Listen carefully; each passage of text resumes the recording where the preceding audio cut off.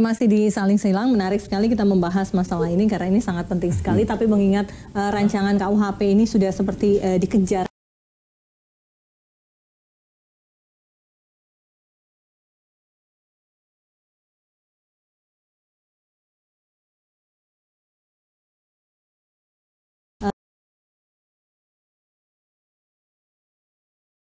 Mengenai kondisi saat ini yang dinilai banyak pihak demokrasi kebablasan dan lain sebagainya. Untuk itu perlu ada pasal-pasal yang membentengi kenyamanan presiden begitu. Enggak, gini loh, kita harus dulu apa yang dimaksud demokrasi kebebasan itu apa dulu. Kalau ada persoalan kita bahwa demokrasi kita itu dibajak oleh yang namanya kapital dan kekuatan-kekuatan dalam pengertian agama begitu dominan, maka kita harus meluruskan demokrasi kembali. Demokrasi itu sebenarnya rasionalitas kok. Seseorang dipilih bukan karena berdasar suku, agama, etnis, bukan karena fisiknya, tapi orang dipilih karena kemampuan, karena dia punya program gagasan. Jangan sampai karena gagasan itu hilang, kemudian kebencian yang melanda masyarakat.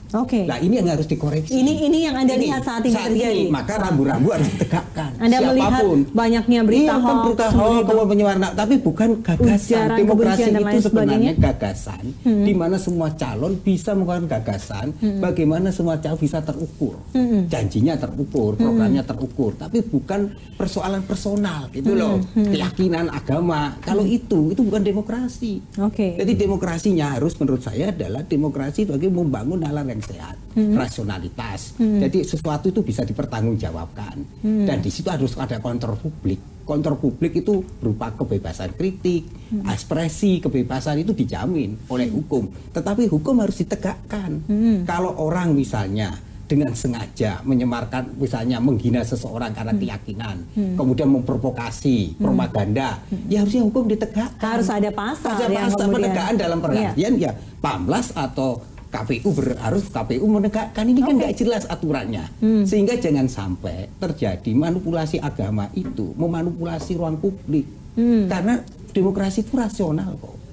Jadi rasional yang terukur, yang bisa semua orang mempertanggungjawabkan. Tapi bukan seseorang itu dihina, kemudian dijatuhkan lawan-lawannya hanya menggunakan pasal-pasal misalnya pasal-pasal etnis, sukunya, kemudian eksploitasi terhadap agama, keyakinan. Ini yang tidak sehat. Baik, kembali berarti saya bisa membaca Romo memang tetap ingin bahwa pasal pencemaran penghinaan presiden itu enggak ada kaitannya, ada salah. Saya kan ada pertanyaan Anda, demokrasi kebablasan seperti apa? Jangan ditarik itu. Dan Anda menilai demokrasi saat ini sudah kebablasan. Kalau saya katakan dengan catatan, jangan sampai ruang demokrasi dirusak. Jangan sampai ruang demokrasi dirusak. Ya, Bang Fikar. Begitu demokrasinya sudah kebablasan, ada banyak ujaran kebencian, ada berita hoax dan lain sebagainya. Apa salahnya begitu? Kalau presiden yang kemudian bekerja hampir 24 jam begitu untuk kepentingan rakyat harus dibentengin dengan sebuah pasal yang kemudian membuat kerja dia tidak terganggu. Justru itu ya, ketika kita berpikir seperti itu, maka sebenarnya sudah bertentangan dengan substansi demokrasi sendiri gitu. Karena demokrasi itu menempatkan semua orang sama. Bahwa dia jadi presiden, bahwa kita jadi apa, pimpinan partai segala macam, itu kan proses semuanya gitu berjalan secara demokratis gitu. Tapi yang saya ingin menambahkan begini, kalau yang kemudian disebutkan kebablasan ada banyak hal yang menggunakan SARA apa segala macam, saya kira itu instrumen hukum itu sudah ada semua. Gitu. Sudah ada semua, ada headspace, ada IT, kita itu udah komplit kalau secara sistem. Instrumen hukum itu kurang efektif, tidak dijalankan secara efektif. Pertanyaannya, ada ruang ya di mana ada norma, ada penegaknya. Di situ yang perlu diperbaiki. Artinya harus ada optimalisasi penegakan hukumnya. Itu yang sebenarnya. Jadi kita nggak bisa juga melihat bahwa itu secara alamiah akan terjadi. Demokrasi itu akan melahirkan pembelahan. polarisasi di dalam masyarakat itu pasti gitu. Itu hukum alam itu sunatullah itu, ya kan?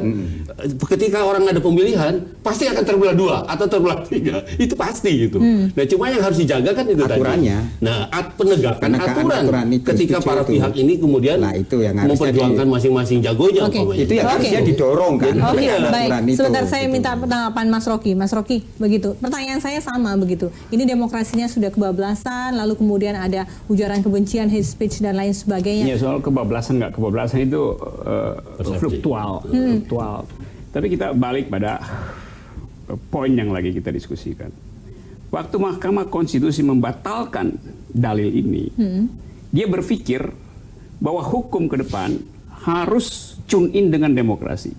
Jadi Mahkamah Konstitusi berpikir ada ius constituendum yang di depan itu adalah acuan, yaitu demokrasi. Karena itu dia batalkan pasal ini. Kalau janjinya adalah pasal ini tidak akan sama kok secara konten dengan pasal itu yang saya mau terangkan dulu.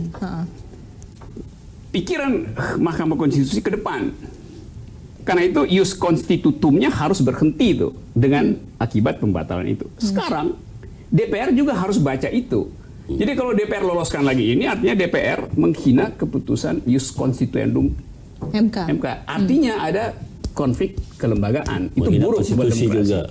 Yakinkan akan seperti itu, akan ada konflik kelembagaan. Karena itu saya mau cegah itu supaya nggak terjadi. Supaya saya cuma mau ingatkan bahwa negara itu ada etikanya tuh. Kalau MK bilang kita harus berpikir ke depan, justru DPR berpikir ke belakang. Jadi DPR mesti sebetulnya di dalam hatinya sudah dari awal tegas kita akan tolak ini karena dia masih dalam status ius constitutum, existing law itu, bukan lagi perspektif ke depan tuh.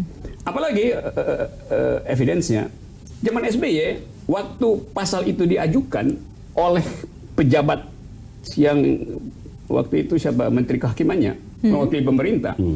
Menteri kehakimannya pro penghapusan. Bukan, dari umumnya. Justru SBY bilang jangan lagi pasal itu ada. Tapi kalaupun masih ngotot, taruh aja delik aduan di situ tuh. Itu maksimalnya tuh.